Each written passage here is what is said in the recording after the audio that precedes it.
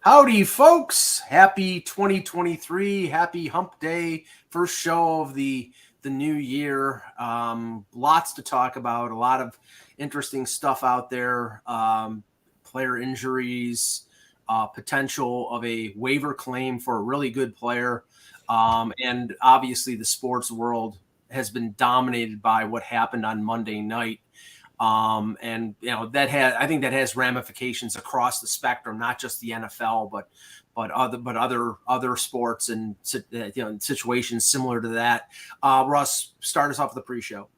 Yeah, the only thing I'm going to say is, and obviously it was on TV. I was watching the World Juniors. There was another TV next to me that had it on. I missed the play. Someone said, "Hey, did you just see what happened?" And then I saw it. The big thing for me is right now is I first heard about this situation with softball. Softball. I think it was girls softball being a ball hit back, gets hit in somebody's chest, their heart stops. I think it also may have happened when I was a kid in Little League. Just not in my town or anything, but it was reported. And I did hear a caller from some radio show call in and say, because he was born with a heart problem, he actually wore, like a chest protecting kind of pad over his heart in case something ever happened, so that wouldn't happen to him when he played sports. And I'm going to just sit here and tell you, I think they should have that in football. They really should have that pad, that chest protector. Because the force that they do hit guys with, it's a miracle. It's never happened before. If it's truly that, Kev, I mean, if it's this, and I'll butcher the pronunciation, comodo cordis or something. I think that's how, which is the impact on the chest, interrupting the heartbeat, the electrical system of the heart. If it is that, then yeah, what Russ is saying is completely true. The thing is, I heard a doctor talk on TV after his Damar Hamlin's uncle had come out with a statement last night that his heart stopped. He had to be resuscitated in the hospital at the University of Cincinnati after the original. It's not true. He only once on the field. They refuted it today. Okay, back in that was his uncle was talking crap then. Yes. Okay, that's his uncle just didn't know. The characterization of it as crap is just an uneducated person's trying to speak about something he doesn't know, which is what we're doing. Right. So. Right. Exactly. I mean, but the thing, like, if that had been the case, then that would have been something not pointed toward. Right. Yeah. But it wasn't. Yeah. Well, the issue is, I watched this presentation, and what I liked about it on Good Morning America was the doctor who gave it actually had props, and he had the heart system, and he showed that, it has to be a confluence of events that come together. And it's, we say it's rare. Well, it's rare in sports, but it does happen, at the proper statistical amount of times. Like, for this to all come together, it has to be an exact, at a certain point in your heartbeat, which, doesn't, and it's in, 1/100th of a second. That's not it, but something of that. And it, in hockey, we have, experience with these kinds of things. We had Pronger, we had Bomeister. So we've dealt with this in the past. And one of the issues that he brought up, and I've seen subsequent people, if this is going to happen to you, other than being in a hospital, a sporting event is the best place it could happen to you. Right, no doubt. Because they have all the medical care there. So, this has happened. This is something that if you go on Twitter, all the cardiologists are talking about this. They know about it. This is not something that's new to them, and it happens outside of the arena as well, because it can happen to anything. You could you could slam into like a car crash could produce the same sort of force and so forth. So anyway, for whatever it's worth, but we're all speculating, but nobody really knows. They're not examining, except for a few doctors, what really happened. But the interesting thing here is, and there's of course conflicting information regarding why, or how it happened in terms of the game being postponed, because there's a lot of stuff out there from, that was critical of Joe Buck, who was announcing the game with Troy Aikman, that said the game was going to restart in 5 minutes. He was being told that by the producers, and the producers were being told that by the NFL officials. So I don't blame Joe Buck at all. But if you think about this, Kev, when Clint Malarchuk had jugular severed on the ice, Buffalo versus the St. Louis Blues back in the 80s, the game went on. When Chris Pronger had his situation with getting hit by a slap shot, the game went on. Russ didn't remember, and this is a while back. We know that things have changed since like 1981. But Normand Levier, a young player for the Boston Bruins, had a brain aneurysm. I think after he got hit into the boards, the game went on. This is unprecedented that the coaches basically said our teams are not going to play. It sounds like the coaches. No, I mean that happened in the Yuri Fisher situation. It also happened in the Jay Boomister situation. Ryan Getzlaff and Dallas Eakins came out of the locker room. They went to the Blues and said, my players, out of respect for what's going on, say they're not playing. And that the same thing happened with the Predators and Red Wings. The Predators came out and said, look, I don't know how you guys feel about it, but my guys don't want to play. So I do think there was precedent for that. I really think that the NFL would have reached the conclusion to cancel that game quicker if everybody could have gone online. The difficulty is it's hard for people there at the game. Yeah, I think that's because true. It's such a big business to just say, hey, we're canceling the game. Right. Like somebody needed to get in touch with the league. And I think there was a problem, getting hold of the people they needed to, because you could see finally you saw both the coaches being handed phones. And I think that's when they got the league. And the league said, yeah, we're canceling it. So, ultimately the right decision. But, the problem is we're in a society, we want to be able to hammer on somebody. It's not enough that we've witnessed a terrible tragedy. Boy, we've got to get somebody. We've got to blame someone. We don't feel good about it unless we can blame somebody for not acting responsibly. But ultimately, the right decision was made. They canceled the game, and now they're debating what to do next. I guess there's some heavy discussion about not playing or delaying a week, which probably is a good call given the calamity that we saw there. Yeah, my big thing on this is the only thing I tweeted after the situation was that I hope players get counseling, because I know if I were on the field, I would need some counseling, and I'm hoping all the teams are getting counseling if they have a week off, because these guys aren't robots. Like, you see this happen, and the first thing you think about is, wow, this is really horrible, and wow, this has happened, and it could happen to me, and you want to be able to process it all. You can't process it all quickly enough to play that game for sure. And I think it does take a few days. Look, I even said if I were the player that laid the hit, I don't know if I could play again. Yeah. Like, I would have to go through that process to see if I'd even want to play again. But I do see fans online saying, oh, look, players are going to get a bye week. And it's like, well, no, they need to just stop with that kind of nonsense. Well, but Russ, there are some people who believe that the reason it took 35 minutes is not an eternity. No. I mean, to get people on the phone, to get Troy Vincent, who was the head of the PA, to get Goodell on the phone, who knows if he was watching the game, to get everybody on the same page and to do it, it takes a little bit of time. But the thing is, a lot of people believe that the reason it took a lot of time was because they wanted to see if that game could continue, because that game is extremely key in determining home field advantage and all these things that, everybody's pushing to the side because they're all concerned about DeMar Hamlin, and that is the focus here. But, I mean, going forward, we don't know what the NFL is going to do in terms of moving a week or shortening the postseason by a week because of the in between the champions. Yeah, I'm just saying fans of other teams need to knock off the crap talk, because again, nobody wants a situation like this. Nobody knows how to handle a situation like this. So guess what?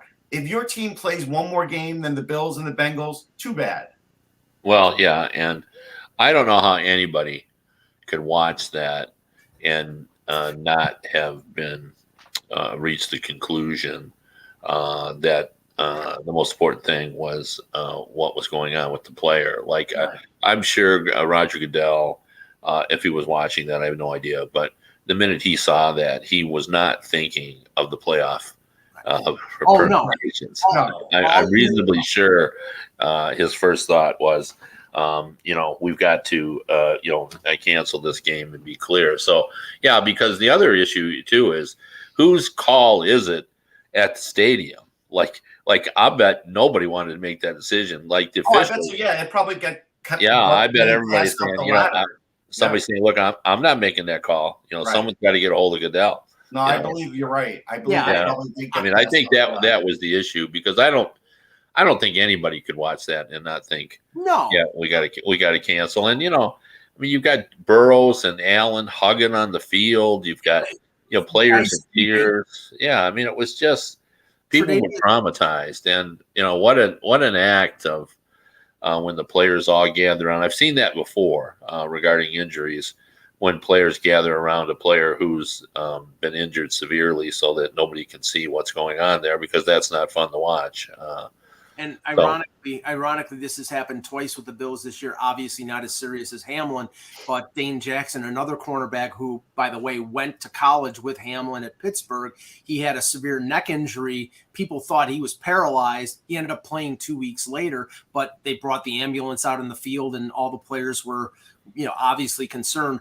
It was nowhere close to what they saw on Monday night, because he was motionless. They were doing CPR, and Tre'Davious White and other Bills players were like openly weeping. The last thing they were thinking about was football at that moment. So it was good on the league to postpone it, but now we have to see what they decide in terms of the minutia of playoffs and whether they move the schedule. That's a big thing. Well, and the other issue is with the difference between the NHL issues. Like, for example, with Boomeister, the other instances of heart stopping. Yes. Boomeister, the players already knew when he got into the ambulance that he was coming around. And they talked to him, David Perron said at practice, for the Red Wings practice 2 days ago, 90 minutes after the game via a FaceTime call. So they were able to see him, and he was able to say, look, guys. Yeah, that makes a big difference. That makes a tremendous difference. And I think that also impacting what was going on in terms of canceling the game, because I believe there was such concern about what was going on. Right, you'd be distracted, and then you can. Yeah, nobody was getting the job done of officially, because that was hardest on the fans who were left sitting in the stands, not knowing. Like, they were the last to know. People on television knew. They didn't know. I know a friend of mine, her uncle was at the game with her cousin. They didn't know anything. They didn't see him fall. Then the players surrounded him, so they didn't know what was going on. There was nothing from the PA announcer. And, wow, that was weird. And from a personal perspective, like, people like that, they spent hundreds of dollars to go up for that game. And now they're not going to get their money back because the game was. Is anybody really worried about that? No, there are people, Russ. There are people like that. It's like, okay, I didn't get the 4 quarters that I didn't, get the. I know, but yeah. Based on the situation, I'd be more than willing as a fan to write it off. Yes. All right, let's start the show. Hello, Hockey World. Today is Wednesday, January 4th, 2023. I'm Russ Cohen from Sportsology. Did it really need emphasis? I'm not sure. It needed emphasis because I got the year right, and Eklund, if he had done the intro, would not have gotten it right. And I'm Eklund. You're watching HockeyBuzzcast. No. They didn't introduce themselves yet. Oh, we haven't. Hello, Hockey World. Today is January 4th, 2013. I didn't do that on purpose. Let me do. I'm Michael Agello, and I give up. Kevin Allen.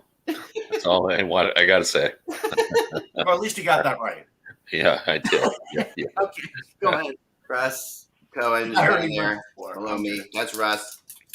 Hey. And I'm Eklund. You're watching HockeyBuzzcast on HockeyBuzz.com. The podcast comes every Monday through Friday. If you're on the comings and goings in the hockey world, Happy New Year. You've been away for a little bit, or I've been away a little bit.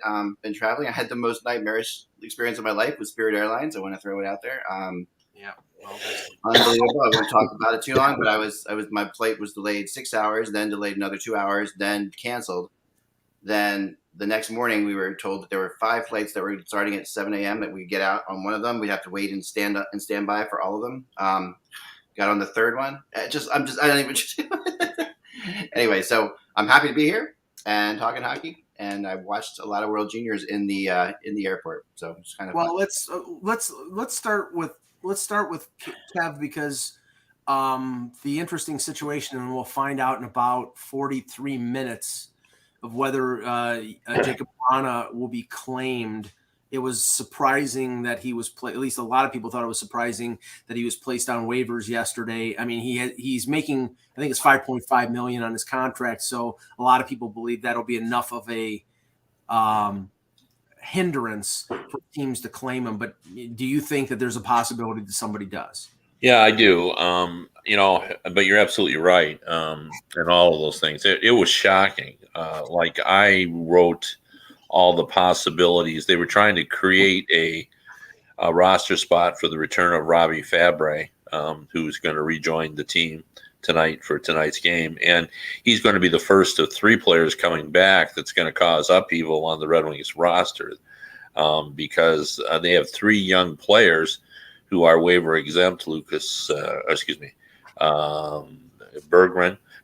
Berggren. They also have Soderblom and Joe Veleno. But all 3 of those players are playing very well. And they don't really want to send the younger players back because they're playing well. I think they have 15 points between them in the last 5 games. So they didn't want to do that. So something had to give. And, a lot of us were speculating it was going to be. No one suggested that it was going to be Vrana was put on waivers. But today, Derek Lalonde, the coach, explained it the best he could without saying anything, because he said he wanted to respect Vrana's privacy. Obviously, he's come out of the NHL Players Association Player Assistance Program. He has declined to say what that was all about, which is his prerogative. We all in our everyday lives have the right not to know our medical issues known publicly if we choose. But it leads us all wondering what this is all about. And obviously, any general manager who is going to try to claim him is going to, call and talk to him about it, about what's happening. We're all drawing assumption that it is connected to that, but I would feel pretty strongly that it is far more complicated than that. We know for a fact that, last year he came to training camp, said he was injured on the first shift of training camp, but he chose not to have the surgery that the Red Wings wanted him to have on his shoulder because he wanted to rehab it himself. And then it really wasn't ready in the fall, and then he needed a surgery and he missed. He's only played 22% of the Red Wings games that were available to him since the trade from the Washington Capitals. Like, that is a fairly low number. So for a player of his caliber, Kev, is this like the best way to say it's a mutual parting of the ways without having to say that? Because I guess we don't know how Vrana feels about it either. I mean, he deleted everything off social media. If Emil's right, he said that he deleted everything Red Wings related off his social. But I mean, he did that after that he was waived. So I don't know that he was thinking he wanted to leave the route. We talked to him when he came back, and he seemed fired up, ready to go. He wanted to get, he was appreciative of how his teammates had welcomed him back, and then they asked him to go for conditioning, and then he did 3 games, and then all of a sudden, after the 3 games, he was not at Red Wings practice the next day, and we asked the coach, and Derek Lalonde said, "Hey, Steve Yzerman talked to him, left it up to him." That's what he said, and Vrana decided to stay. So now the issue is, if you look at it, there's probably half the league that's ineligible based on their cap situation. Really. To claim him, and then there's probably 3 or 4 or 5 or 6 that simply wouldn't do it. Like, I don't see the Arizona Coyotes claiming a guy that's going to cost them, $2.5 million the rest of the year. I don't see Pat Verbeek, a close friend of Steve Yzerman, claiming him for the Anaheim Ducks. They are really good friends. So, and they've thought a lot alike in terms of building teams. So I don't see him. One of the teams, one of our writers that I work with in the New York, covers the New York Islanders, he has suggested Lamoriello as a possibility. Yeah, but I think before then, actually, no, the Islanders would get a chance before them. I would think if he got past the Islanders, I could see the Kraken doing it. I was just going to say Seattle. Well, the Kraken is what everyone said, but they're too far down. So right, that's the problem with that. About New Jersey doing it.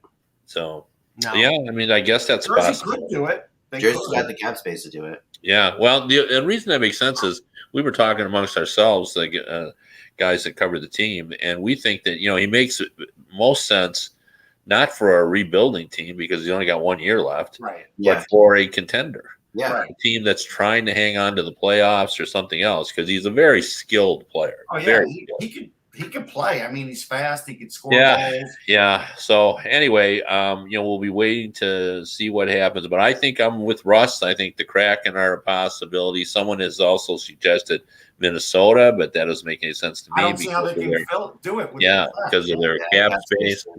Florida would make but the same reason, cap space. Right? Yeah. So anyway, I mean, 2:00. It will be the witching hour. It's I don't know if you're, as Russ said, we've heard as well. I haven't checked to see if it was true, but he's cleared the Red Wings Association off his social media. So, he's obviously miffed about all this as well. But what happens if nobody claims him? Right. Then it really gets messy. Then he's putting So go ahead. I think when someone does that, like if they could clear that off there, perhaps he has talked to his agent who knows someone's going to claim him. Well, I mean, I think we could end up have a termination of the contract. But that takes a little time, right? If you refuse to report, I think it's like 6 days or something that it takes for that to happen. Right. So we could see something like that happen because I don't see the Red Wings bringing him back. He's got another year at 5.25, and next year 5.25. So.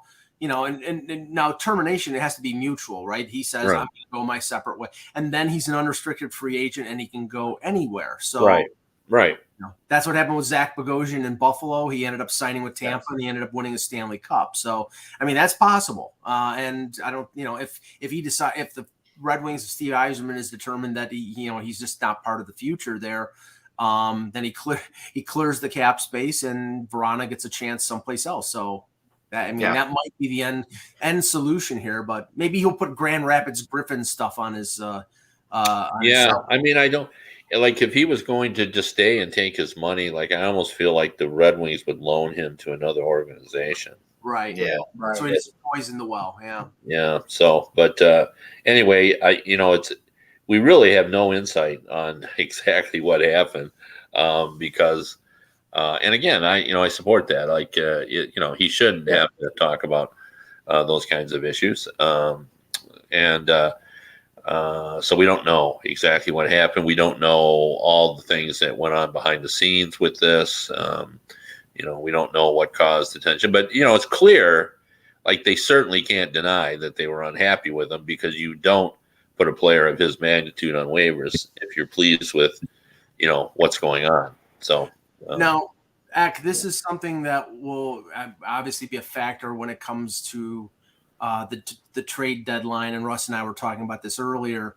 3 big names hit two of them were placed on injured reserve yesterday. Ryan O'Reilly, who has been a focus of a lot of rumors, they expect 6 weeks with a broken foot. Tarasenko out 4 weeks with I think it was a neck injury or something. It was an upper body.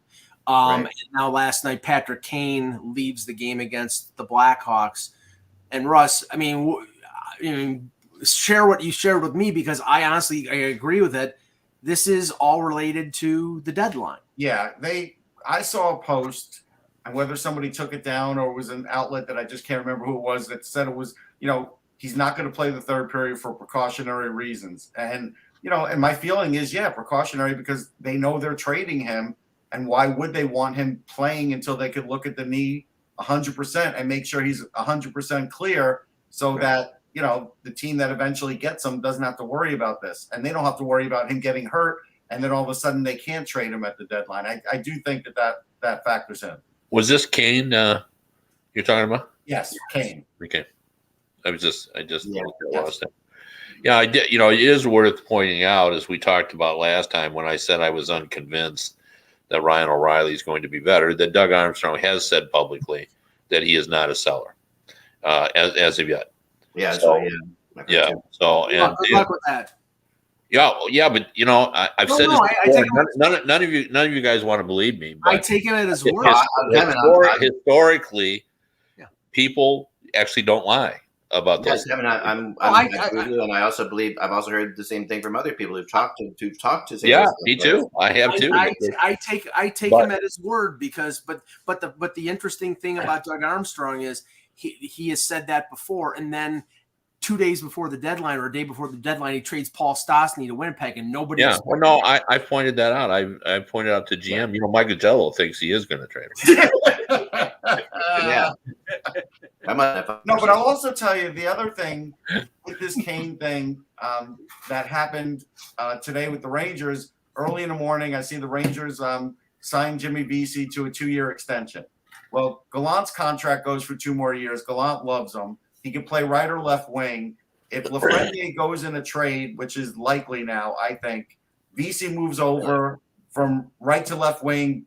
Kravtsov moves down right wing. He's on the third line. Patrick Kane moves in, you know, to right wing. Everybody moves down. It's a done deal. Like, it's just all this is going to do is make it worse long term for Lafreniere, because this is a guy that Gallant likes because he does a little bit of everything. And I don't think Gallant wants to teach Lafreniere anything ever again. I just think whatever he gives him until he's gone. I don't think he buy this. tends I don't to buy work. this, Russ, at all. I don't buy this at all, Russ. I mean, I don't think VC signing has anything to do with Lafreniere. Oh, I do. He plays the same position, but right now VC happens He's to an be playing right wing. $800,000 player, Russ. I mean, he's like, they signed him for $800,000. I mean, Right, he's cheaper too. They'll save money on the cap by trading Lafreniere. He's a No, bottom. Yeah. Well, Go ahead. Not that it's the reason to. That's not the reason, but they would. I'm with Eck on this. I talked to a general manager who said Lafreniere's not available. He said, you know, if you talk to Drury says we're not interested, because people immediately called when he was a healthy scratch, and they were told no. You know, we're not trading him. I thought Larry Brooks was right on in his column. He basically said, you know, this is the Rangers' fault. This is the Rangers' fault for not having developing him. He's a guy that can only play the left wing, and they've got quality left wings with left him, you know, as a third liner. You know, he just seems lost. And they should have worked on this. And apparently they've got someone else. I'm sure you know who it is, who's coming up, who's also a very all left wing. And so it's going to be an issue. But, you know, Larry Brooks and also pointed out that if they were to trade him, and he didn't think they would, you know, they're going to demand like, you know, a top prospect, or, you know, someone of equal value. And teams are not going to give that. Well, if they're getting Patrick Kane in a deal and a prospect, they're going to do it, Kev. This is the Rangers. They're not going to do that for Patrick Kane. No, they're not trading him for a rental. Okay. I think Chicago might have to throw in a prospect in that deal. The only way that happens, Russ, at all, in my opinion, is what I've heard a little bit lately, which is that Chicago is willing to let teams talk extension with Patrick Kane. Well, that too, yeah. That's the case. I don't think so. I don't think they're trading them in that. I don't believe the Rangers for a minute in this, Kev. Not for a second, because again, the coach is the one who has to play him in the right situations or not. The guy's had 26 minutes of power play time the whole year. Russ, he has no intention. Basically, Gallant's intention with Lafreniere is to say, you play third line and you produce. That's what he's basically telling them, and that's it. Like, that's basically where we're at. Russ, if it's Kane as a rental and Kevin Korchinski or Frank Nazar, they won't even offer Kuczynski, but yeah, they would do it. The Rangers would do it. Absolutely. Now that's not saying that that's the right thing to do, and I think it's sort of like they're not trading Lafreniere for for a rental who they can't sign. They have to sign their own guys. They have to sign Keandre Miller. They have to sign, and one of the factors. They'll make sure they throw in somebody in that deal for sure. This is no question the Rangers' fault. I agree with you. It is. I mean, the development stinks. I pointed it out on this show. Brooks was dead on Kevin with that article too. It was a really good column. Really good column, and they have mismanaged this completely now. But at the end of the day, still, Drury sees him as a first overall pick, and I think Gallant would go before Lafreniere would go. To be honest, I don't think so. You're right on that. I agree with that too. Yeah.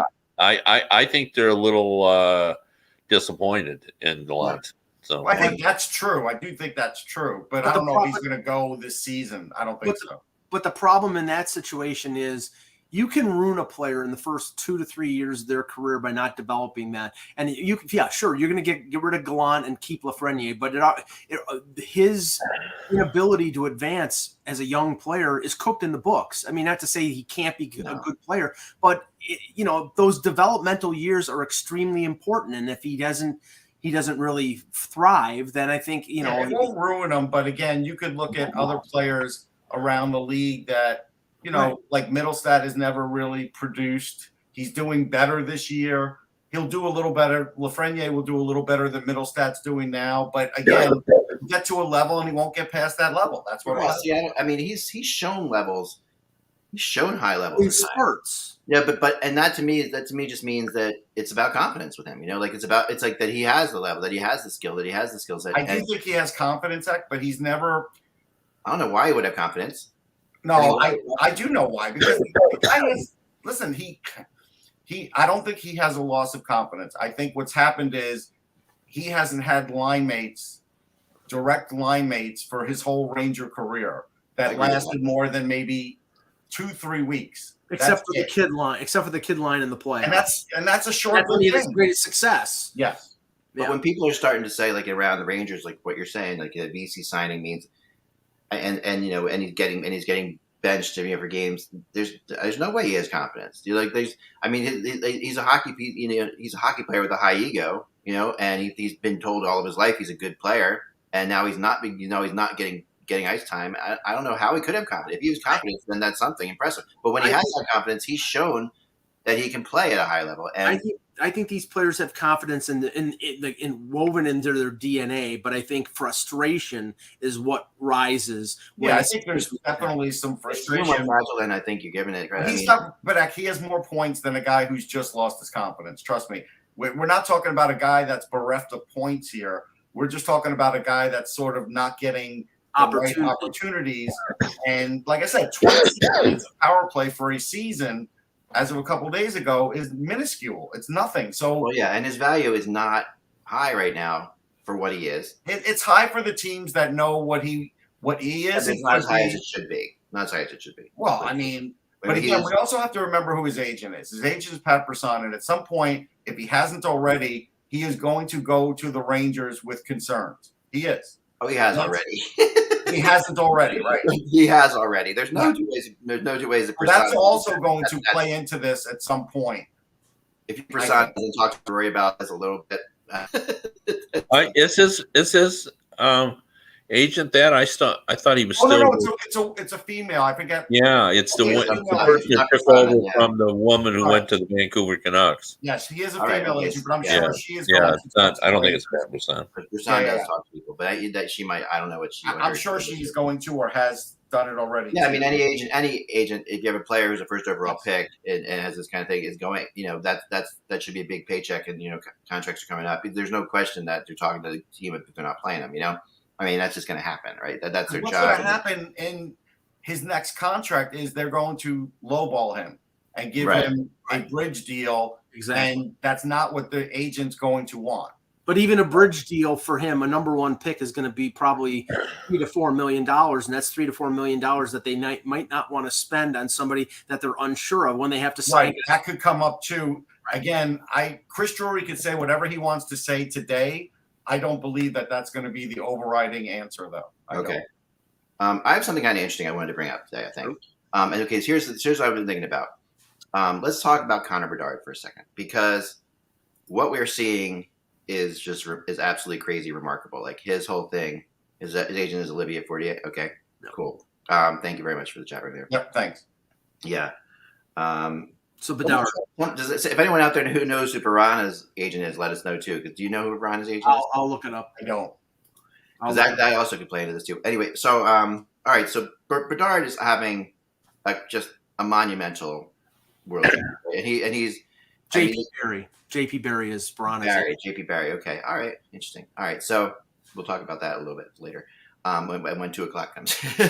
All right, so he's having a monumental tournament, and I've been talking to some people around the league trying to get a perspective of, and Russ, I really want your input on this and where he's going to fit, like where he's going to fit in terms of the top 10 superstar forwards we have in the NHL right now. And is he going to be in there? Is he, because it does see all apparent reasoning would say that he is going to be there. Like he's going to. I mean, no one does this kind of a run. Well, I need you to make it a little more concise. Is he going to be there first season? No. Let's say we can say first season, and then we can also say 3 seasons in, like that kind of thing. Like where is he going to be? I think so. And I tried to do a quick list, and you guys will disagree with this for sure, of what I think are the top 10 star forwards right now, right? So, and this is very obviously completely subjective. Sure. Yeah. This is just done off the top of my head. And I was just trying to think because I didn't want to think too much. I want to not looking at where they are now. All right. So I went McDavid number 1. I agree. Go ahead. I had Matthews at 2, McKinnon at 3, Draisaitl at 4, Crosby at 5, Kucherov at 6, Ovechkin at 7, Kaprizov at 8, Marner at 9, and Pasternak at 10. That's my top 10. Yeah, I think that's pretty good. And we could argue a couple, but that's pretty close. Yes. Yeah, I mean Ovechkin I think is higher, but just in terms of again, I don't know what your I'm just saying, so when I think back to the era of Gretzky, Lemieux, I think this is the best group of stars we've had since Gretzky, Lemieux, Yzerman, Howard, Chuck were all in the league at the same time. Like when you had those 4, to me, those 4, Gretzky, Lemieux, Yzerman, and Howard. Are you doing all forwards or I'm just doing forwards? Yeah, I'm just doing forwards. Okay. Right. But I think Crosby still is at that level where he's at number 5. I think that Pasternak's definitely worked his way into this group. Marner has 2. They've definitely earned their spots in there. I think Kaprizov has 2 as well. Kucherov is still there.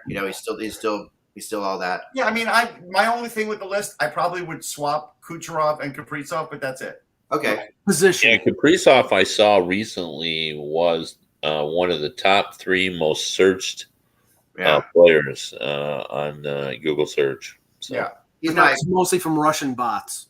He is my second favorite player in the NHL right now, Kaprizov. Like, so I thought I might be a little bit biased even putting him at number 8 where I put him, but I think that he could. No, I would have him at 6. I'd have him higher too. Okay. Yeah. So all right, so let's change the list a little bit based on you. So McDavid, Matthews, McKinnon, Draisaitl, top 4, pretty good. Yeah. Okay. Top 4, pretty good. So now from 5 to 5, we have Crosby, Kucherov, Ovechkin, and Kaprizov. What do we think that order is? So Crosby, that order I have right now is Crosby. Maybe Crosby's a little lower. Crosby's fine there because just he's still super effective. He is. Yeah. Crosby at 5. I would put Kaprizov at 6. That's what I would 6. Have. Ovechkin at 7, Kucherov at 8. Kevin. Yeah. Yeah. So we'll all go with that. All right. So let's just go, and then 9 and 10, Marner and Pasternak, pretty good. Yes. So where would I put him? I would put him 6th. That's where I put him 6th on that list. Okay, yeah. So you put him at 6. A year from now. No, I mean a year from now, I'd still have him 6th. There's a couple of reasons. Okay.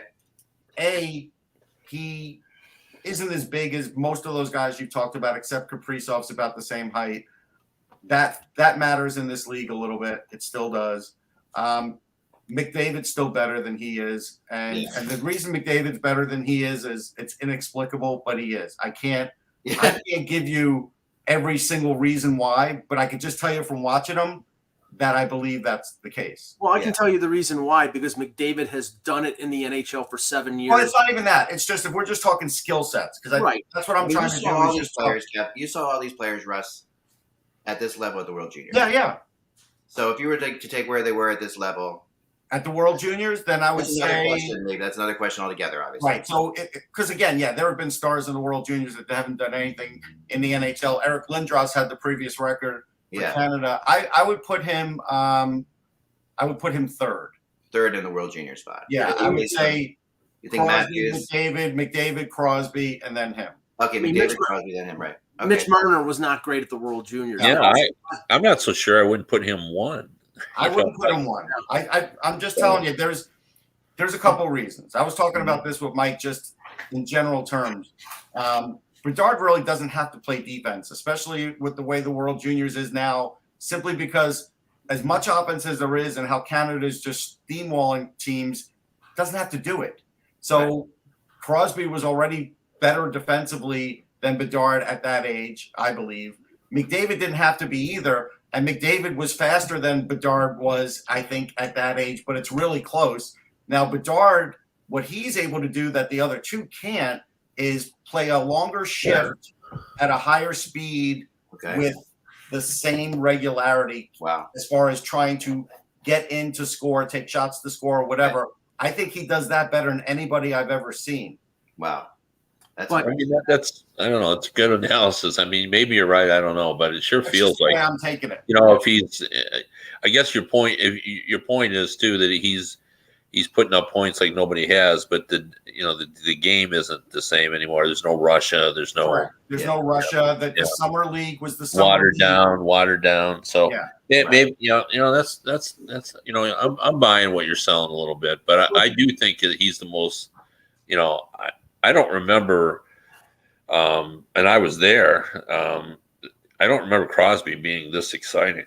But he could have played a 15, if you remember, Kevin. Yeah, I do remember that. But I'm a big Sidney Crosby guy, as everyone knows. But he's not as exciting as Bedard. He's not. But it doesn't mean he's not going to put up the points and lead his team to victory. Like, I think everybody is caught up, and this is what I told Mike. Everybody's caught up in the excitement because what you could see him doing, going around 3 or 4 players, is really exciting to see. So the excitement level, he's number one. Bedard, Crosby is meat and potatoes, and Bedard is filet mignon. I mean, but honestly, Crosby, he may not be exciting at times, but he's just great. He does everything. He's great. Yeah, there's no doubt denying that. But I thought we were talking about the best player. We are. We're talking about the best player juniors right now, and then we'll get it. So Jordan Eberle probably would be number one of these stars. Jordan Eberle was not a dynamic player. No, but at the World Juniors, no, he wasn't. Talking about these top 10 players who are in the NHL right now, like and what they were like in World Juniors. No, I mean I would say he's probably at or near the top, in terms of what the production that he's had. But what I love, and this is going right down my alley, Eck, is the fact that with all that has happened in the World Junior and him grabbing as much attention, if you didn't think tank mode was in full force before, you're going to have teams scrambling now. They're like, oh my God, this guy is the greatest thing since sliced bread. Put me in Tank Nation right now. And that right, but I was listening to Sirius XM on my way home yesterday, and I was on yesterday, and the one thing they did a very good job of on a couple of different shows was pointing out only 11 teams are going to have a real shot at Bedard, and some will have a minuscule shot, but they'll still have a shot. After that, there's no shot. Right. Yeah. You got to get in the worst 11, or Yeah. I mean, and even if you get in the worst 3, even it's less than 50%, right? So even any of those. So I mean, the reality is where you have to take. I mean, the tanking has always been. We're not going to get into the tank discussions. We've gone hours for tank. Yeah. But it is always a battle between I'm from Mars. How much you want that star versus how much you want to damage the current players on your team's ability to win in the future by creating a bad attitude around the team. Well, if you're the Chicago Blackhawks, you don't give a crap. Well, you don't, because that's true. I mean, they're a perfect because I don't disagree. So let's go now to a year from now, Russ. So we're talking a year from now. Mm-hmm. He comes in the league. You see, I think he's number 6 roughly in a year from now. Yeah, I think he's on the same level as Kaprizov. I don't think he'll be better than that. I mean, you're talking about having him after a year being like a 80-point guy or 85-point guy. I don't think he'd be there yet. I think similar to Jack Hughes, there's going to be an adjustment period for him because he's not going to be able to get around 3 guys like he does now. He can get around 2, and he's going to have to get stronger. You know, he's not the biggest guy. He's 5'10", whatever he's weighing right now, 170 maybe. It really does look like somebody who should shovel your driveway. Like when you look at him, he's a kid. He looks like an absolute kid to me. So there is going to be an adjustment. Like there's going to be an adjustment. I think when he adjusts, there'll be very similar attributes and points like Jack Hughes, and he could be a little better than Jack Hughes. I think that is possible. But like Jack Hughes is a great example of like, as far as today's NHL, how effective he is. He does a lot of similar things. Well, Russ, I want to ask Kevin the question that we were bandying about because we know that, you know, maybe the league, and they will never say this, they didn't want Connor McDavid to go to Edmonton. They wanted him to go to, you know, a big media market that they could sell. I mean, maybe not Toronto. Buffalo would have been great because Buffalo is a great hockey market, but they didn't want him to go to Arizona or Edmonton. They wanted him to go someplace where he could sell the game better. Of the top, you know, I look at the 11 teams that are like the top 11, and Russ and I were saying, well, Chicago, their last, makes the most sense because Kane and Taves will be gone. Yep. And this is a restart. Yeah, I agree. Yeah. No, I and it's original 6 team. It's a big city. I was asked on Sirius yesterday, and that was the answer I gave. Yeah. No, I don't think there's any question about that. And the timing is perfect. Like, you know, that's what I say all the time. You know, in order to tank, you got to be bad, but you got to be bad at the right time. And this year, and I've brought this up before, and it's the drumbeat. You know, you're not tanking for Connor Bedard. You're tanking because if you can get the worst record, you got a 43% chance of getting one of 2 really fine players. Right. And that's what it's all about. That's the way that the GM is looking about it. So, yeah, I mean, do they want Connor Bedard most of all? Well, of course they do. But, you know, the idea of, you know, having almost a 50% chance of getting, you know, him or Fantilli is really, really an attractive proposition. So if you can challenge Chicago. And if you want to ask me where Fantilli will be on that list, Eck, I'll tell you too. He's going to be in that top 10, you think? He'll be like number 10. You think he'll be? He's going to go back another year to college. He's not coming right out. That's his plan. Okay, He's going very, to college. Eventually, he's going to be at the level of Pasternak or Marner. Yeah, I think he will be. Yeah. Now the interesting thing, and I'm stealing what Russ said to me, and I like I said, well, a team like Columbus, I mean, a good hockey market, you know, could definitely. I mean, anybody could use him, but I'm saying, you know, I think the league would love the fact that if he went to Columbus, it would establish it would give that team a star player that they have never had. But Russ made the good point that. Yeah, but in 7 years he's going someplace else because he's not. They're not going to pay him, and he's not going to stay there. And really, that's like Rick Nash. Rick Nash. It's a really interesting question. Like, where does the NHL want Connor Bedard? Is a really interesting question because there's a lot of ways you can go with this. I'll tell you where I think they don't want him to go. Yeah, is Montreal. Because they've already got the number one. They already had the number 1 pick from this year, and it's already just like they probably didn't want Austin Matthews to go to Toronto. Toronto sells out every night. They didn't need Austin Matthews. Montreal doesn't need Connor Bedard to sell tickets. There are some teams in the NHL, Mike, that I think the NHL realizes the league as a whole is better when they're good. Yeah, Montreal is one of those teams. Sure. I mean, no question. And you know another one of those teams is Philadelphia. Like Philadelphia is one of those teams that the NHL is better when Philadelphia is good. Yeah, and there are 2 teams that have gone the wrong direction for a long time. There are 2 teams whose fan bases are very frustrated, and I would say more than Chicago, even who's won 3 Stanley Cups in the last little bit here. Those two teams haven't won since '93 and '75, right? So.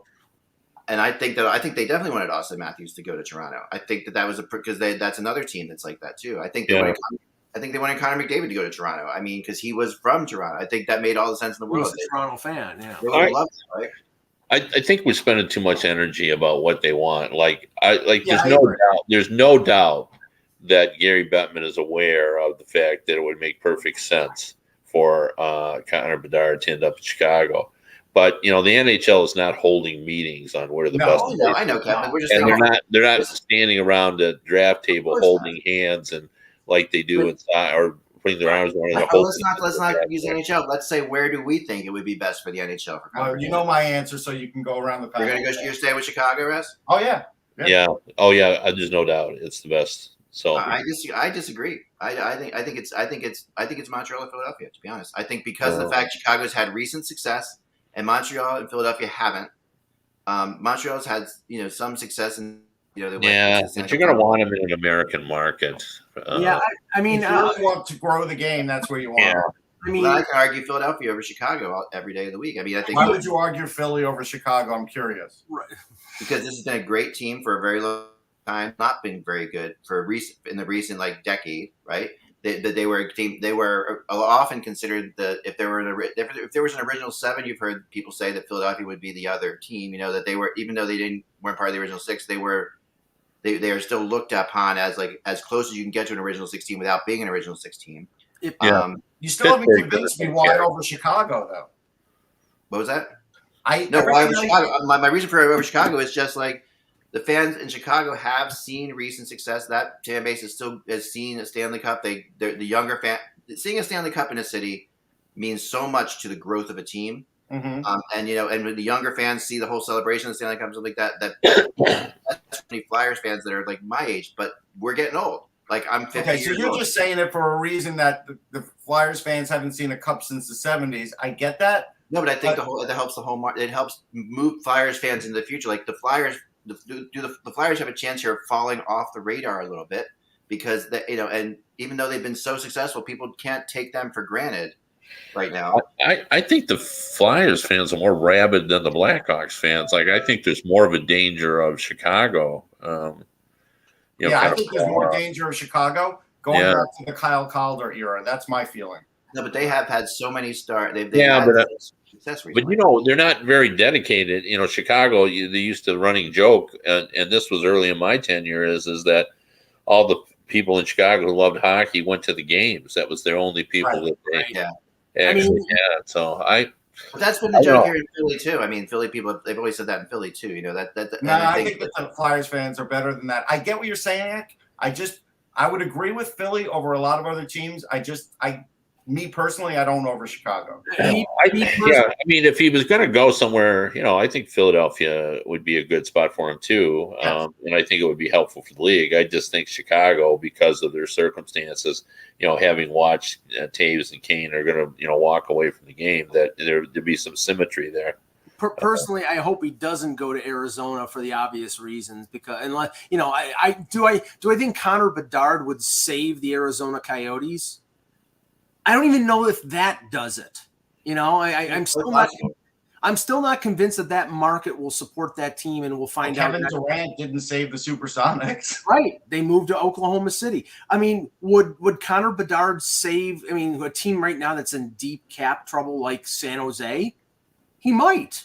Because could they be one really good player away from turning things around with a support structure like Carlson and Couture? Yeah, if you have Bedard and Carlson on the ice, that there's something to be said about that. And San Jose is a market that also is important to the league for sure. Exactly. And they have been successful. They've always sold tickets there.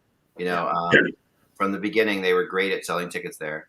So I think they're above, say, the Columbus. And I'm not going to put Arizona and Columbus together because they're different too. Like you say, Columbus is more of a hockey market for sure. Although I think Link Gates sold more tickets there than the actual hockey fans, but that's just me. The missing link. Guys,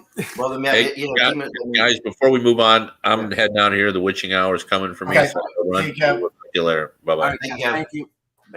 So we'll 5 minutes. I think this is a really interesting topic. I might. This is the topic. Look, there's other markets that are worthy. I just think Chicago's a home run because Kane and Taves are leaving. It's an original six, and with Kane and Taves leaving, if they don't get somebody of Bedard's level, I don't know what's going to happen to the Blackhawks for the next 3-5 years. Let's talk about Bedard and Fantilli for a second. Say you have both of those guys. Someone said in the chat room, if those two guys go to Philadelphia and Chicago, that's great for the league. Okay. Yeah.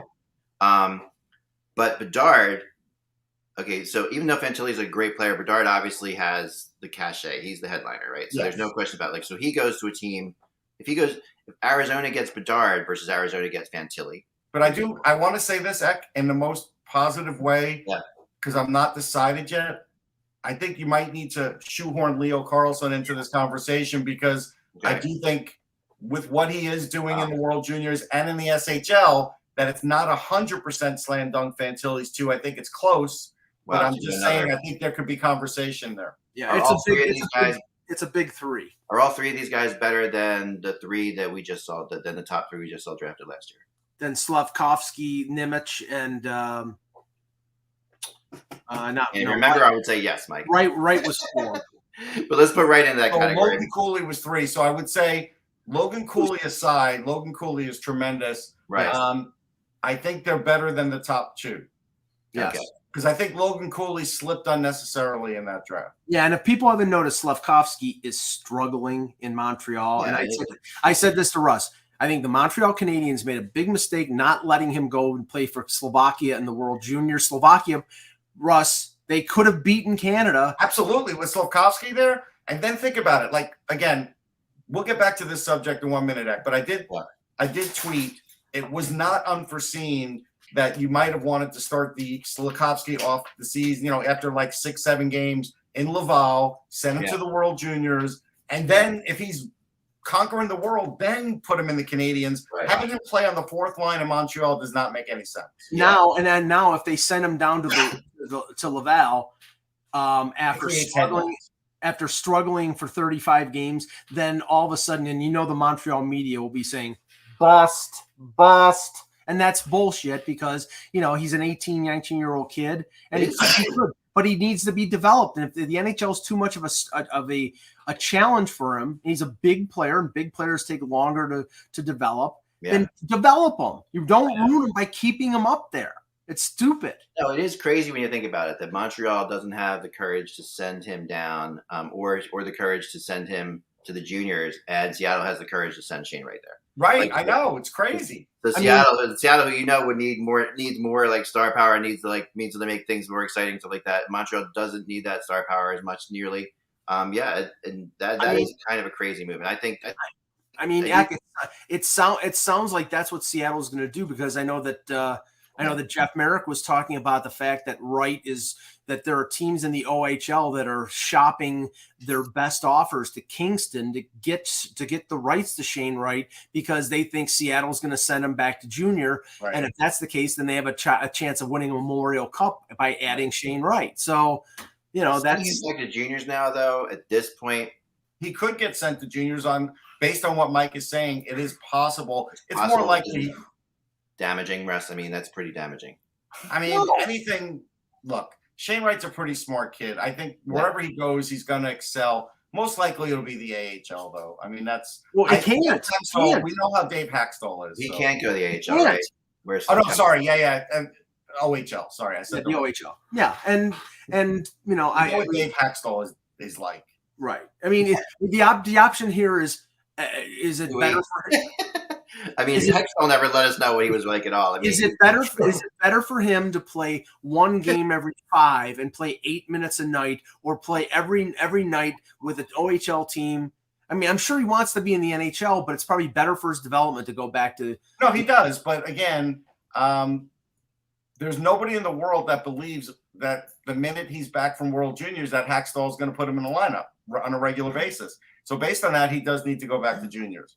But I think the scenario you gave is a good one, Mike, because I think if he does go to a team that has a chance to win a Memorial Cup, that does add an extra carrot to what would be very good for his development still. It's 2 p.m., so Mike, you're going to check the wire for us. Yeah, I'm on it right now. And it's funky. I'm refreshing every 50 seconds. Nemec looks great to me, but you're just asking me over these other guys. Yeah. So I would have taken Cooley over Nemec too. That's me. Yeah, you were high on Cooley the whole time. Yeah. I remember that, and that's like Nemec. You can see what Cooley. The skill level on Cooley is insane. Ice skating. So I just think there's a little bit of development time for him too. But again, I think he could be a top line center in the league. So yeah. Why don't we talk while we're waiting for this? Why don't we talk about the Winter Classic, Russ? Yeah. So the Winter Classic, it was funny. Eck was there. I was there in 2010, and I hadn't been back there for any kind of game, even at Fenway for any kind of game. Yeah. They did a nice job with the way the rink was aligned with the Green Monster. They changed it, right? They directed. Yeah, they moved the aperture of it. That looked good. Verona clears. Okay. So where it looked like the ice could be a little bit of an issue early on, it went away quick, and the ice was terrific. Fans were great. I thought first period, like teams were, while they were like sort of feeling themselves out, the game did get faster. It can only get so fast outside. Like we have to realize that is just a fact of life. But the move that Taylor Hall made, like that's not a move everybody can make on outdoor ice. Like that was pretty special. Yeah, it was special. It really was. So I enjoyed it. I think again, it was a marketing bonanza in the sense that I heard nothing but good comments from fans. You'll always hear bitching in the media box. Believe me. I could tell you from my own perspective that I got tons of hits and engagement online on my website.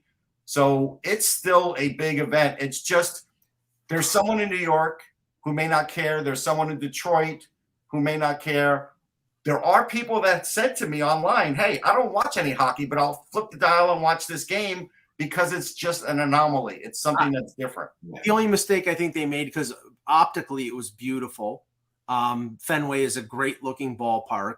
I think they embraced the baseball aspect. They did better than any park that has ever done it. Right, but I think they embrace like the Bruins walking in with Red Sox jerseys. I mean, come on. I mean, that was great. And you want to know something?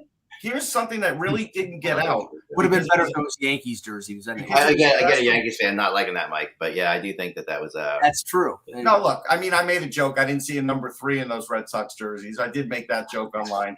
But the thing was, what a lot of people don't know, Eck, is they asked Mike Sullivan, did you coordinate or did anybody in your organization coordinate to wear baseball uniforms? He said, no, as far as I know, the guys just wanted to do it because they're all looking to do something cool now when they enter a rink, and they both teams, they thought of doing that. I loved it. But it was I thought it was really awesome. I did. Optically it was great, and the only thing and Russ, I think you'll agree with this. The first 2 periods of that game, it was sort of a dog. And then I mean, for the most part, that's true. Yeah. But fans still were having a good time. Like, again, you have to take it all into account because it's a spectacle. A lot of people were happy that they went and got a rock band. So the Black Keys were good. Like, because they're good. Yeah. And they were good. That classic. I didn't give away too much. I knew Belvodo was going to do the anthem. Yeah. I didn't even write about it. But I feel like the league should have probably pushed that, and they didn't. The Boston Pops, I got retweeted by the Boston Pops Act because nice. And I'll tell you why. This is the reason why. Because the day before when there's practice, at 4 p.m, the Boston Pops are practicing outdoors. And, the temperature dropped a little bit. It was like 40 degrees. And they're out there for over an hour practicing. Now, you think about it, playing like a trombone or a woodwind. Oh, yeah, and you know what temperature does to instruments as far as like those kind of instruments, it's ridiculous. Like they were the real warriors. Like I was super impressed. Trying to keep them in tune is almost impossible. Like any string is totally impossible. But they played guitar players. But they were practicing Sweet Caroline. So if they could have but they played some good stuff. They played Sweet Caroline. They played stuff from the Stones. They played stuff from Queen. Like so what I'm basically telling you is I think the NHL learned a little bit and tried to not modernize everything music-wise, knowing that there is a pretty big fan base that doesn't always want to hear what's in the top 40 either. Now, okay, so they announced the Winter Classic for next year, and that's Seattle. It's going to be Vegas and Seattle. Did they say it was Safeco, or did they say it was T-Mobile? Yeah, T-Mobile. T-Mobile. Okay, so right. So it's the Mariners. Yeah, and that's a beautiful ballpark. Mike and I were in it. It's great. Like I'm just surprised they didn't do the football stadium, but I'm not. So here's the thing. So it's I did this, and I didn't get a chance to write about it, but I probably asked 7 players from 2 different teams, what do you prefer, baseball or football stadiums? And they all said baseball because the circular nature of the football field they don't like because they don't feel like the sidelines are great, and they like the character that the baseball stadiums have over the football stadiums, which for the most part, it maybe the exception being Notre Dame, but for the most part is true. Yeah, I agree with that too. Yeah, definitely it's better. I mean, the baseball stadiums, they just have more more going on, because there's Yeah. baseball has 100 games a year that they've got to entertain the fans in. So they have a lot of little nicks and crannies in there and a lot of cool little things to go on. And I bet you the PA, asked the guys that. But here's the other thing. I knew about it the day before, and I only tweeted about it that morning because I wasn't sure what the matchup was going to be. I knew it was going to be in Seattle, but I didn't know what the matchup was going to be because, again, there was probably a thought maybe they could ask Vancouver, even though it's not a Heritage Classic, because that is a natural border rivalry. And I do think it's a good one for the Knights. Now, what's interesting, Eck, and this happened online, and it just makes me laugh. You see where someone says, well, I'm not watching it because it's Pittsburgh and Boston, and they've been in it too many times. And yet, the Stadium Series coming up is Carolina against Nashville, and now the next Winter Classic is Seattle and Vegas. So, what are you talking about, people? Yeah, no, these are good. I mean, there's something that always occurs to me, though, when I watch these things, and it's like, that I really want the Winter Classic to happen all the time like it does, and I think it's great, and I think it'll always be great. I don't think it matters if you do other outdoor games. I think the Winter Classic is a different thing. It's its own thing because of the day it's on and the new year and the vibe and everything like that. It's got a whole thing to it. But I would like to get to the point where we see teams that play an outdoor game versus Detroit and Chicago every year, in alternating stadiums. An outdoor game. I do have breaking news, even though it's not going to surprise anybody. The Flyers activated Carter Hart from injured reserve. Okay. So so I would like to see Toronto and Montreal play every year outdoors, even though on maybe Canadian Thanksgiving or something that's just Toronto Buffalo. I think Toronto Montreal's got to be, because just Canadian Thanksgiving would be because the two Canadian teams do that and have because I think those setting up other games that are outside all the time would be fun in certain places like that. After a while, that would get stale. Just like the season opener, Toronto Montreal is stale. It's okay, it's traditional, but it's like a sort of old hat. It's like you never have any tickets available for it, Mike. Yeah, actually, they're right. Carolina, Washington coming up, and Nashville played against Dallas. That's what was. Yeah, and the Heritage Classic, which I don't think is until next year. Right. Is Edmonton, Calgary, which back in Edmonton, Commonwealth Stadium, which again, I really hope they upgraded it from a press box perspective, because if not, everybody was down below. Everybody. I mean, it was a little CFL football press box. There wasn't much room there. I would love to go to that one, Russ. It's a good one. I mean, it's a good. I know place. You went to the first one, and that's just amazing. Those are the hardiest fans I've ever seen in my life. Because again, here's what I will tell you, and they'll never do this again. Remember, they had the old timers game beforehand. Yes. The Legends game, and those people sat outside for the Legends game all the way through the night game. They were poking holes in their beer. Their snot was freezing on their face, and the ice. And it was so cold that the ice was cracking. Yeah. It was too cold. No, I think that's incredible. I mean, so I just would like to see that kind of thing, where you have more of a thing. But I think that because I do some teams I want to see, and this is the other thing that is starting to get. I would like to see the All-Star game go outdoors. I'm still pushing for that.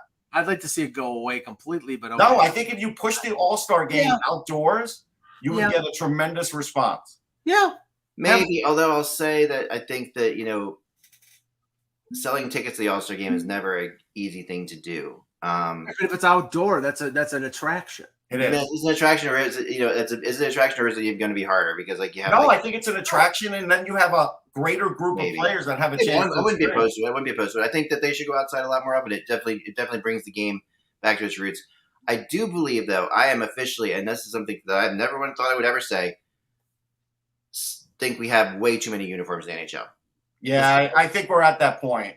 It feels like I am so tired of I'm so tired of these jerseys. And I never thought I would be there. But why does every Winter Classic have to be a different jersey? Why? Okay, I saw the reaction on social media, and I don't care. I can only express my own personal opinion. I thought the Pittsburgh jerseys were weak. I thought they were terrible. Yeah, and there've been a lot of ones were okay, but the Pittsburgh ones was, and that was reminded me of the Predators jersey. It was a Pirates jersey. It was a friggin' Pittsburgh Pirates jersey with a big P. Be a little more friggin' inventive, could you? I just think that you got to have some kind of, I don't know. They have to figure out another way to do this. But I'll tell you this. I think that the appetite is there for alternate jerseys, but this was selling great. I was watching people Was it? react to this. What is it? I can't. That's a Bruins jersey, like a Oh, the Celtic colored. Celtic colors. That was selling in the stores. That was selling like crazy. Yeah, Yeah. no, but honestly, I think team, and we know why they're pumping out all these alternate jerseys, because after the pandemic, they want to drive revenue. So Yeah. I mean, I love the your San Jose Sharks Seals jersey. I love that, but maybe you cap the amount of jerseys per team at 4, because honestly, I agree with you, and I think that every team should have their current home and away jersey, one alternate jersey, and one vintage jersey. Yes. And like the vintage jersey, like going back to like as old as it can, as old as you can possibly go. Like, and for the outdoor games, go to the vintage jerseys. That would be cool. Go back to the original jersey of the team, because that would give because it is outside. It feels like older. Go to make the vintage jersey be the jersey you wear outside. Yeah, I mean, you just put a Winter Classic patch on it. You put a Winter Classic patch on it, exactly. Instead of these so many teams writing their names across, and just like the Predators was off. Reminded me, it's like it's just like, and there are so many. I don't know. I don't need a jersey that says Sens or Bolts. Right. I don't want to don't write your name. Like, you have a logo for a reason. Right. And there's like a and to me it just really diminishes it every time I see them, and I don't really want to buy them. I mean, they agreed, like when Colorado wore their Quebec Nordiques jerseys outside, that was awesome, right? That was incredible. Go back to like vintage, like if the Winnipeg Jets play outside, wear their vintage Jets jerseys. That's cool. But this whole concept of these other jerseys, I mean, gosh. But that, I mean, we know the reason why they're doing it, and maybe they'll stop after, I mean, maybe they think there's no negative repercussion to it, but honestly, some of them are just ugly. Some of them are just bad. And they're not going to stop though, because the Adidas contract's up soon, and this is going to be a selling point for the next one. Right. Yeah, that's a great point. And the new company is who's taking it over, with CCM or whoever's going to be. You mean Fanatics? Yeah. Fanatics is taking over the jersey. That's my guess.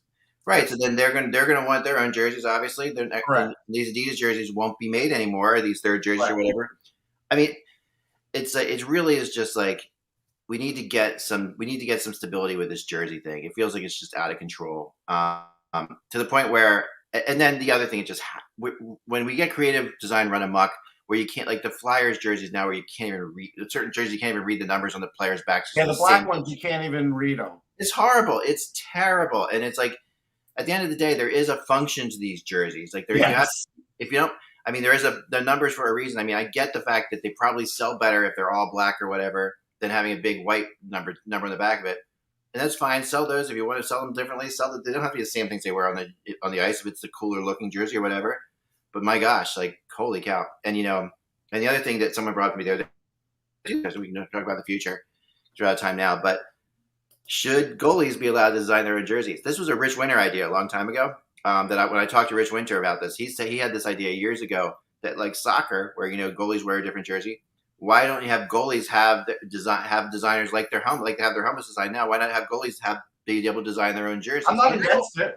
Yeah, I don't mind the goalie having a different color jersey along with the emblem, like you have the logo on it somewhere, right? But why not let them design that? It would be another revenue stream. People like their goalies. It's another thing we can talk about for sure, because as long as it's not Garth Snow and basically doing it, because then they'd be like gigantic. Yeah. Well, as long as you're not adding things to it. And then like Eddie the Eagle Edwards would be jumping off of the shoulder pads of Garth Snow. Right. Yes. Right. I think it would be very fun to see what goalies, because goalies, recently, I saw Cam Talbot's mask now has Ryan Reynolds on it, which is really hilarious. Yes. It's cool that goalies have this artistic outlook. So. Even in the World Juniors, some of them got new ones made for the World Juniors. Some of them can't afford it, but some did. It's a lot of money. But those helmets are super expensive, and then getting painted them is like that helmet. That's going to be $1,500 before you're done. Yes, that's a lot of money for a kid. A 16-year-old kid or whatever. You're right. He's not making any money. So anyway, that's all the time we have for today. But we'll be back again tomorrow to discuss more. I will have rumors for you later on as well. But just check out the website now. And then tonight, of course, before we go real quick, Russ, tonight, Canada, US, what are your thoughts? Canada wins 5-4. 5-4. Right, Mike? Yeah, I think it's going to be close, but the firepower of Canada is probably going to, I'd say 6-5 Canada. 6-5 Canada. I'll go 3-1 US. How about that? 3-1. Okay, so a weird. Like for some reason, these teams decide to play better defense against each other. All right. So when Bedard gets his second goal, I'm going to text you. You text me right away. Yeah, absolutely. I would expect nothing less, Russ. I would expect nothing less. Thank the second goal in the first 5 minutes. There, right. If anyone has a cure for poison ivy, by the way, I really could use it. I'm like dying over here. Ivarest. What is? Ivarest. You buy it. It's like that pinkish looking stuff. It works great. Okay. It does because I am dying. I am in the wild. If you get poison ivy, you're supposed to pee on somebody. Is that if you get bit by it? Right. They make it in a cream or a spray. You can go to Walgreens and get it. Yeah. Okay, I'll get it because I have it in the house. It's good. It is the worst. Poison ivy is the worst. Oh yeah, it's the worst. Watch Echo be going around asking, "Can you pee on me?" Please pee on me. At Ekman@HockeyBuzz.com. Just put pee on me in the subject. All right. Remember, without the buzz, it's just hockey. We will talk to you all tomorrow.